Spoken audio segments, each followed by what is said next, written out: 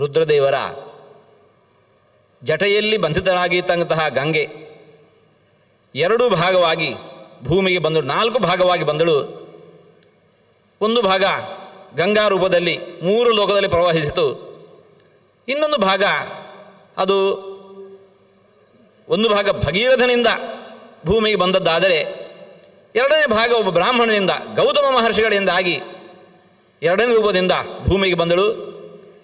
ಗೋವನ್ನು ದಾನ ಮಾಡಿದಳು, ಮತ್ತೆ ಪುನಃ ಬದುಕಿಸಿದಳು ಎಂಬ ಕಾರಣಕ್ಕೆ ಆ ಗಂಗೆ ಅಲ್ಲಿ ಭಾಗೀರಥಿಯಿಂದ ಪ್ರಸಿದ್ಧಳಾದರೆ, ಇಲ್ಲಿ ಅದೇ ಗಂಗೆ ಗೋದಾವರಿ ಎಂಬುದಾಗಿ ಪ್ರಸಿದ್ಧಳಾಗಿದ್ದಾಳೆ.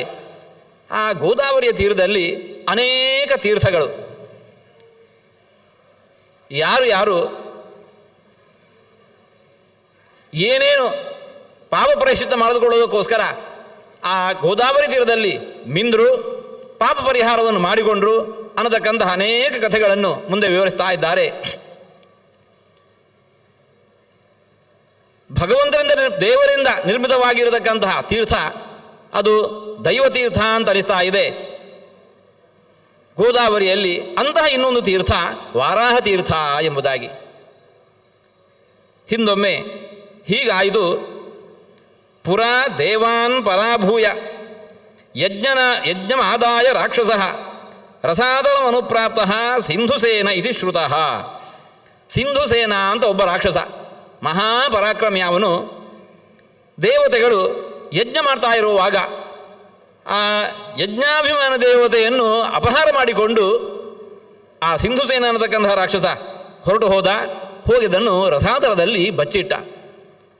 ಅವನನ್ನು ಮೀರಿ ಅವನ ಮೇಲೆ ಆಕ್ರಮಣ ಮಾಡಿ ಆ ಯಜ್ಞಾಭಿಮಾನ ದೇವತೆಯನ್ನು ಮತ್ತೆ ಪುನಃ ತರುವಂತಹ ಕೆಲಸ ಸಾಮಾನ್ಯರಿಂದ ಸಾಧ್ಯ ಇಲ್ಲ. ಯಜ್ಞೇ ತಲವನು ಪ್ರಾಪ್ತೆ ನಿರ್ಯಜ್ಞಾ ಅಭವನ್ಮಹಿ. ಲೋಕದಲ್ಲಿ ಭೂಮಿಯ ಮೇಲಾಗಲಿ ಎಲ್ಲಿಯೂ ಕೂಡ ಯಜ್ಞಯಾಗಗಳು ಯಾವುದೂ ಇಲ್ಲೇ ಇಲ್ಲ. ಇದರಿಂದಾಗಿ ಯಾವಾಗ ಯಜ್ಞ ಇಲ್ಲವೋ ಇಹಲೋಕದ ಪ್ರಾಪ್ತಿಯೂ ಇಹಲೋಕದಲ್ಲೂ ಸೌಖ್ಯ ಇಲ್ಲ, ಪರಲೋಕದಲ್ಲೂ ಸೌಖ್ಯ ಇಲ್ಲ ಅಂತಾಗಿಬಿಡ್ತು. ಸ್ವರ್ಗದಲ್ಲಿ ಹಾಗೂ ಭೂಲೋಕದಲ್ಲಿ ಎಲ್ಲಿಯೂ ಕೂಡ ಶಾಂತಿ ಇಲ್ಲ ಅಂತಾಗಿಬಿಡ್ತು. ದೇವತೆಗಳೆಲ್ಲ ಹೋಗಿ ಇಂದ್ರಪುರೋಗಮಾಹ ದೇವಾಹ ವಿಷ್ಣುಂ ಪುರಾಣ ಪುರುಷಂ ಗತ್ವಾ ತಸ್ಮೈ ನಿವೇದಯನ್. ಭಗವಂತನ ಬಳಿಗೆ ಹೋಗಿ ನಿವೇದಿಸಿಕೊಂಡಿದ್ದಾರೆ. ಸಿಂಧುಸೇನ ಅನ್ನತಕ್ಕಂತಹ ರಾಕ್ಷಸ ಇಂತಹ ಒಂದು ಕಾರ್ಯವನ್ನು ಮಾಡಿದ್ದಾನೆ. ಯಜ್ಞಯಾಗಗಳು ಕಾಲಕಾಲಕ್ಕೆ ಭೂಮಿ ಮೇಲೆ ನಡೀತಾ ಇದ್ದರೆ ಆವಾಗ ಕಾಲಕಾಲಕ್ಕೆ ಯಜ್ಞಾತ್ ಭವತಿ ಪರ್ಜನ್ಯ, ಪರ್ಜನ್ಯಾತ್ ಅನ್ನ ಸಂಭವ, ಅನ್ನಾತ್ ಭವಂತಿ ಭೂತಾನಿ. ಹೀಗೆಲ್ಲ ಕಾಲಚಕ್ರ ಉರುಳತೆ. ಯಾವ ಯಜ್ಞಯಾಗಗಳಿಲ್ಲ, ಮಳೆ ಬೆಳೆ ಇಲ್ಲ, ಮಳೆ ಬೆಳೆ ಇಲ್ಲ, ಯಜ್ಞಯಾಗಗಳಿಲ್ಲ. ಯಜ್ಞಯಾಗಗಳು ಯಾವಾಗ ಇಲ್ಲ ಮತ್ತು ಪುನಃ ಲೋಕದಲ್ಲಿ ಮಳೆ ಬೆಳೆ ಇಲ್ಲ. ಯಾಕೆ? ಯಜ್ಞಯಾಗಗಳಿಂದ ಸಂತೃಪ್ತರಾಗಿರತಕ್ಕಂತಹ ದೇವತೆಗಳು ಕಾಲಕಾಲಕ್ಕೆ ಮಳೆ ಬೆಳೆಯನ್ನು ಕೊಡ್ತಾ ಇದ್ದಾರೆ. ಹಾಗಾಗಿ ಪರಸ್ಪರಂ ಭಾವಯಂತಹ ಶ್ರೇಯಃ ಪರಂ ಅವಾಪ್ಸ್ಯಥ ಅಂತ ಭಗವಂತನ ಆದೇಶ. ಯಜ್ಞದಿಂದಾಗಿ ದೇವತೆಗಳು ಸಂತೃಪ್ತರಾಗಬೇಕು, ಸಂತೃಪ್ತರಾಗಿರತಕ್ಕಂಥ ದೇವತೆಗಳು ಈ ಮರ್ತ್ಯಲೋಕವನ್ನು ಸಂತೃಪ್ತಗೊಳಿಸಬೇಕು, ಮಳೆ ಬೆಳೆ ಕಾಲಕಾಲಕ್ಕೆ ಕೊಟ್ಟು. ಯಾವಾಗ ಯಜ್ಞಗಳೇ ಇಲ್ಲ ಅಂತ ಆಯಿತು, ದೇವತೆಗಳಿಗೂ ಸೌಖ್ಯ ಇಲ್ಲ, ಭೂಲೋಕದಲ್ಲಿ ಕೂಡ ಸೌಖ್ಯ ಇಲ್ಲ ಅಂತ ಆಗೋಯಿತು. ಹಾಗಾಗಿ ಎಲ್ಲರೂ ಕೂಡ ದುಃಖದಿಂದ ಪೀಡಿತರಾದಾಗ ಮಹಾವಿಷ್ಣುವಿನ ಬಳಿಗೆ ಹೋಗಿ ಪ್ರಾರ್ಥನೆ ಮಾಡಿಕೊಂಡಿದ್ದಾರೆ. ರಾಕ್ಷಸಸ್ಯತು ತತ್ಕರ್ಮ ಯಜ್ಞಭ್ರಂಶಮಶೇಷತಃ ತತಃ ಪ್ರೋವಾಚ ಭಗವಾನ್. ಭಗವಂತವರಿಗೆ ಅನುಗ್ರಹಿಸ್ತಾ ಇದ್ದಾನೆ. ವಾರಾಹಂ ವಪುರಾಸ್ಥಿತಃ ಶಂಖ ಚಕ್ರ ಗದಾಪಾಣಿ ಗತ್ವಾ ಚೈವ ರಸಾದಲಂ ಆನಯಿಷ್ಯೇ ಮಖಂ ಪುಣ್ಯಂ ಹತ್ವಾ ರಾಕ್ಷಸ ಪುಂಗವಾನ್. ಆ ರಾಕ್ಷಸನನ್ನು ಅವನ ಜೊತೆಗಿರುವಂತಹ ಎಲ್ಲ ಸೈನ್ಯವನ್ನು ಸಂಹಾರ ಮಾಡಿ ನಾನು ಯಜ್ಞವನ್ನು ತಂದು ನಿಮಗೆ ಮತ್ತೆ ಪುನಃ ಒಪ್ಪಿಸ್ತೇನೆ ಅಂತ ಭಗವಂತ ದೇವತೆಗಳನ್ನು ಸಮಾಧಾನಗೊಳಿಸಿದ. ಸ ವಾರಾಹ ವಪು ಶ್ರೀಮಾನ್ ರಸಾತಲ ನಿವಾಸಿನಃ. ವರಾಹ ರೂಪವನ್ನು ಧಾರಣೆ ಮಾಡಿಕೊಂಡು ರಸಾತಲಕ್ಕೆ ಹೋಗಿ ಅಲ್ಲಿರತಕ್ಕಂತಹ ಸಿಂಧುಸೇನನನ್ನು ಅವನ ಜೊತೆಗಿರತಕ್ಕಂತಹ ರಾಕ್ಷಸರನ್ನೆಲ್ಲ ಸಂಹಾರ ಮಾಡಿ ವಾರಾಹ ರೂಪಿ ಭಗವಾನ್ ಮುಖಮಾದಾಯ ಯಜ್ಞಭುಕ್ ಮುಖೇನ್ಯಸ್ಯ ಮಹಾಯಜ್ಞಂ ನಿಶ್ಚಕ್ರಾಮ ರಸಾದಲಾತ್. ಹಿರಣ್ಯಾಕ್ಷ ಭೂಮಿಯನ್ನು ರಸಾತಲಕ್ಕೆ ತೆಗೆದುಕೊಂಡು ಹೋದಾಗ ಅಲ್ಲಿ ಹಿರಣ್ಯಾಕ್ಷನ ಸಂಹಾರ ಮಾಡಿ ಆ ಕೋರೆ ದಾಡೆ ಮೇಲೆ ಭೂಮಿಯನ್ನು ಹೊತ್ಕೊಂಡು ಭಗವಂತ ಹೇಗೆ ರಸಾತಲದಿಂದ ಮೇಲೆ ಬಂದನೋ ಅದರಂತೆ ಇವತ್ತು ಅವರನ್ನೆಲ್ಲ ಅಸುರರನ್ನು ಸಂಹಾರ ಮಾಡಿ ಆ ಯಜ್ಞವನ್ನು ತನ್ನ ಮುಖದ ಮೇಲೆ ಆ ಕೋರೆ ದಾಡೆ ಮೇಲೆ ಹೊತ್ತುಕೊಂಡು ಮತ್ತೆ ಪುನಃ ತಂದು ಭೂಮಿ ಮೇಲೆ ಸ್ಥಾಪ ಮಾಡಿದ್ದಾನೆ. ಎಲ್ಲಿ ತತ್ರ ಬ್ರಹ್ಮಗಿರೋ ದೇವಾಹ ಪ್ರತೀಕ್ಷಾಂ ಚಕ್ರಿರೇ ಹರೇ. ಯಾವ ಹಿಂದೆ ಬ್ರಹ್ಮದೇವರು ಸೃಷ್ಟಿಯ ಆರಂಭದಲ್ಲಿ ಜಗತ್ ಸೃಷ್ಟಿಯನ್ನು ಮಾಡಬೇಕು, ಭಗವಂತನ ಸಂತೋಷಪಡಿಸಬೇಕು. ಎಲ್ಲಿ ಸಂತೋಷಪಡಿಸೋದು? ಈ ಯಾವ ಗಿರಿಯಲ್ಲಿ ಬ್ರಹ್ಮದೇವರು ಯಜ್ಞಯಾಗಗಳನ್ನು ಮಾಡಿ ಭಗವಂತನನ್ನು ಸಂತೋಷಪಡಿಸಿದ್ರೋ ಅದೇ ಮುಂದೆ ಬ್ರಹ್ಮಗಿರಿ ಎಂಬುದಾಗಿ ಪ್ರಸಿದ್ಧವಾಗಿದೆ. ಆ ಬ್ರಹ್ಮಗಿರಿಯಲ್ಲಿ ಗೌತಮ ಮಹರ್ಷಿಗಳು ವಾಸ ಮಾಡಿದ್ದರಿಂದಾಗಿ ಅಲ್ಲಿ ಕಾಲಕಾಲಕ್ಕೆ ಮಳೆ ಬೆಳೆ ಎಲ್ಲವೂ ಕೂಡ ಸುಭಿಕ್ಷವಾಗಿ ನಡೀತಾ ಇತ್ತು. ಆ ಬ್ರಹ್ಮಗಿರಿಯಲ್ಲಿಯೇ ದೇವತೆಗಳೆಲ್ಲ ಆ ವರಾಹರೂಪನಾಗಿ ಇರತಕ್ಕಂತಹ ಭಗವಂತನನ್ನು ಪ್ರತೀಕ್ಷೆ ಮಾಡ್ತಾ ಇದ್ದಾರೆ. ಭಗವಂತ ಯಜ್ಞವನ್ನು ಮತ್ತೆ ಪುನಃ ಅಲ್ಲಿ ಬಂದು ಸ್ಥಾಪನೆ ಮಾಡಿದ.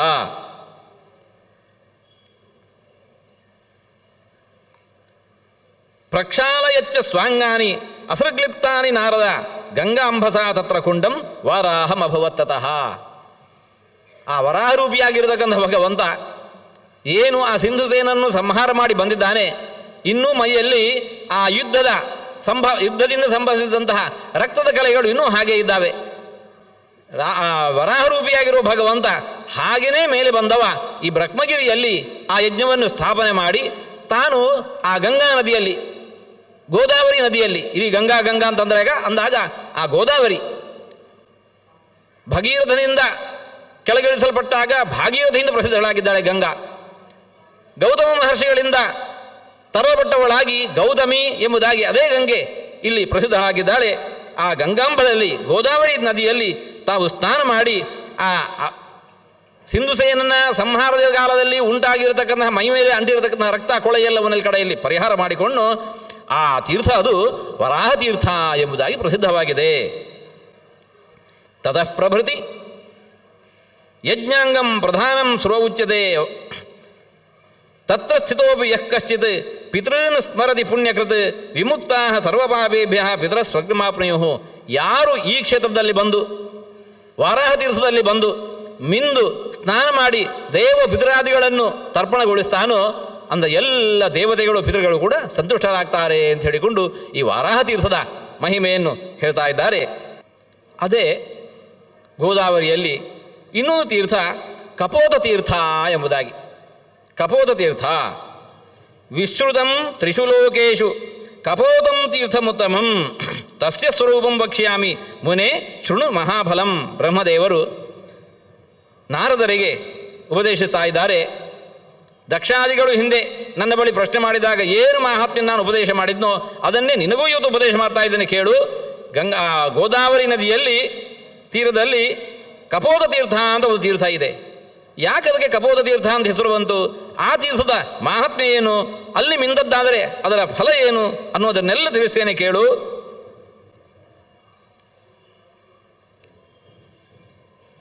ತತ್ರಾಪಿ ತತ್ರ ಬ್ರಹ್ಮಗಿರೌ ಕಶ್ಚಿತ್ ವ್ಯಾಧ ಪರಮದಾರುಣ ಹಿನಸ್ತಿ ಬ್ರಾಹ್ಮಣಾನ್ ಸಾಧೂನ್ ಯತೀನ್ ಗೋ ಪಕ್ಷಿಣೋ ಮೃಗಾನ್.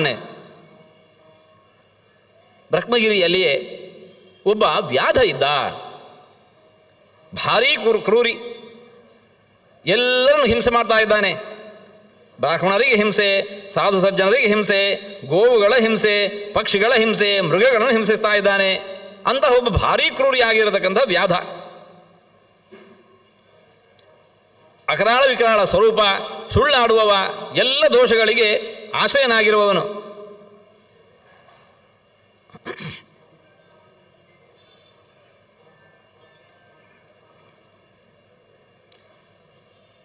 ಎಂದಿನಂತೆ ಮೃಗಬೇಟೆಯನ್ನು ಪಕ್ಷಿಬೇಟೆಯನ್ನು ಮಾಡ್ತಾ ನಡೆದಿದ್ದಾನೆ. ಒಂದು ದಿವಸ ಹೀಗೆ ನಾನಾ ಬಗೆಯ ಮೃಗಗಳನ್ನು ಪಕ್ಷಿಗಳನ್ನು ಎಲ್ಲ ಹಿಂಸಿಸಿ ಸಂಗ್ರಹಿಸಿಕೊಂಡು ಬರ್ತಾ ಇದ್ದಾನೆ. ಭಾಳ ಶ್ರಾಂತನಾದ, ಭಾಳ ದುಃಖಿತನಾಗಿರ್ತಕ್ಕಂತಾನೆ. ಯಾಕೆ? ಹಸಿವು ನೀರಡಿಕೆಗಳು ಅವನನ್ನು ಬಾಧಿಸ್ತಾ ಇದ್ದಾವೆ. ತತಃ ಅಪರಾಹ್ನೇ ಸಂಪ್ರಾಪ್ತೆ, ಮೇಲೆ ಮೋಡಗಳು ದಟ್ಟೈಸಿದ್ದಾವೆ, ಗುಡುಗು ಸಿಡಿಲುಗಳು ಬರ್ತಾ ಇದ್ದಾವೆ, ಭಾರೀ ಗಾಳಿ ಬೀಸ್ತಾ ಇದೆ. ದಾರಿಯಲ್ಲಿ ಭಾರಿ ಬಳಲಿದ.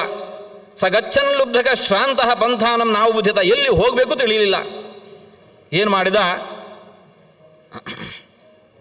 ಎಲ್ಲಿ ಹೊಂಡ ಇದೆ, ಎಲ್ಲಿ ಕೊಳಗಳಿದ್ದಾವೆ, ದಾರಿ ಯಾವುದು ಒಂದು ತಿಳಿತಾ ಇಲ್ಲ. ಏನು ಮಾಡಿದ, ಕ್ವಗಚ್ಛಾಮಿ ಕ್ವತಿಷ್ಠೇಯಂ ಕಿಂಕರೋಮಿ ತ್ಯಜಿಂತಯತ್ ಅಂತ ಇದ್ದಾನೆ. ಎಲ್ಲ ಪ್ರಾಣಿಗಳ ಪ್ರಾಣವನ್ನು ನಾನು ಹರಣ ಮಾಡ್ತಾ ಇದ್ದೇನೆ, ಆ ಪ್ರಾಣಿಗಳನ್ನೆಲ್ಲ ಪೀಡಿಸ್ತಾ ಇದ್ದೇನೆ. ಸರ್ವೇಷಾಂ ಪ್ರಾಣಿನಾಂ ಪ್ರಾಣಾನ್ ಆಹರ್ತಾಹಂ ಯಥಾ ಅಂತಕಃ, ಮೃತ್ಯುವಿನ ಹಾಗೆ ನಾನು ಅವುಗಳನ್ನೆಲ್ಲ ಪೀಡಿಸ್ತಾ ಇದ್ದೇನೆ. ಇವತ್ತು ನನಗೇ ಮೃತ್ಯುವಿನಂತೆ ಬಂದದೊಗಿದೆ. ಈ ಹಸಿವು, ನೀರಡಿಕೆ ಎಲ್ಲ ಆದಿಗಳು, ವ್ಯಾಧಿಗಳು. ಮಮಾಪ್ಯಂತಕರಂ ಭೂತಂ ಸಂಪ್ರಾಪ್ತಂ ಅಶ್ಮವರ್ಷಣಂ, ಮೇಲಿಂದ ಭಾರಿ ಆಲಿಕಲ್ಲಿನ ಮಳೆ ಸುರಿತಾ ಇದೆ ಅಂತೆ. ಆ ಏಟನ್ನು ಸಹಿಸಿಕೊಳ್ಳಲು ಸಾಧ್ಯ ಆಗ್ತಾ ಇಲ್ಲ.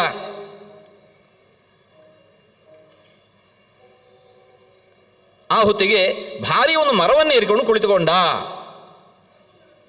ಶ್ರೇಷ್ಠಂ ವಿಟಪಿನಂ ಶುಭ್ರಂ ಶಾಖಾ ಪಲ್ಲವ ಮಂಡಿತಂ ತಮಾಶ್ರಿತ್ಯ ಉಪವಿಷ್ಟ ಅಭೂತು ಕ್ಲಿನ್ನವಾಸಾಹ ಸಲುಬ್ಧಕಃ. ಮಳೆಯಲ್ಲಿ ತೊಯ್ದು ಹೋಗಿದ್ದಾನೆ. ಆಲಿಕಲ್ಲಿನ ಮಳೆಯ ಏಟನ್ನು ಸಹಿಸಿಕೊಳ್ಳಲು ಸಾಧ್ಯ ಆಗ್ತಾ ಇಲ್ಲ. ಮನೆಯಲ್ಲಿ ಹೆಂಡತಿ ಮಕ್ಕಳೆಲ್ಲ ಅವರೆಲ್ಲ ಎಷ್ಟು ಕಷ್ಟದಲ್ಲಿದ್ದಾರೋ ಅಂತ ಹೇಳಿಕೊಂಡು ಅದರ ಮೇಲೆ ಪುನಃ ಚಿಂತೆ. ಇಷ್ಟು ಹೊತ್ತಿಗೆ ಏನಾಯಿತು, ಏದಸ್ಮಿನ್ನಂತರ ಇದತ್ರ ಅಸ್ತಂ ಪ್ರಾಪ್ತೋ ದಿವಾಕರಃ, ಸೂರ್ಯನ ಮುಳುಗಿಯೂ ಬಿಟ್ಟ, ಕತ್ತಲಾಗಿ ಬಿಡ್ತು, ಕಾಡಿನೊಳಗೆ ಸಿಕ್ಕಿ ಹಾಕೊಂಡ್ಬಿಟ್ಟಿದ್ದಾನೆ. ಆ ಹೊತ್ತಿಗೆ ಅದೇ ಮರದಲ್ಲಿ ಈ ಪಾರಿವಾಳದ ಒಂದು ದಂಪತಿಗಳು, ಪಾರಿವಾಳ ಜೋಡಿ ವಾಸ ಮಾಡಿಕೊಂಡಿದ್ದಾವೆ.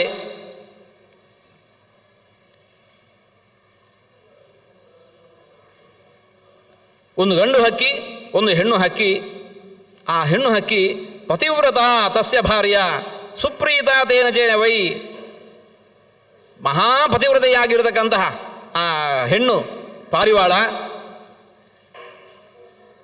ತನ್ನ ಅಂತಹ ಆ ಮಡದಿಯ ಜೊತೆಗೆ, ಆ ಪಾರಿವಾಳ ಮಕ್ಕಳ ಜೊತೆಗೆ ವಾಸ ಮಾಡಿಕೊಂಡಿದೆ. ಆ ದಿವಸದಲ್ಲಿ ಈ ಬೇಡ ಯಾವ ಮರವನ್ನು ಏರಿದ್ದಾನೋ ಅಲ್ಲಿಯೇ ಈ ಪಾರಿವಾಳಗಳ ಗೂಡು ಇದೆ. ರಾತ್ರಿ ಹೊತ್ತು ಇವನು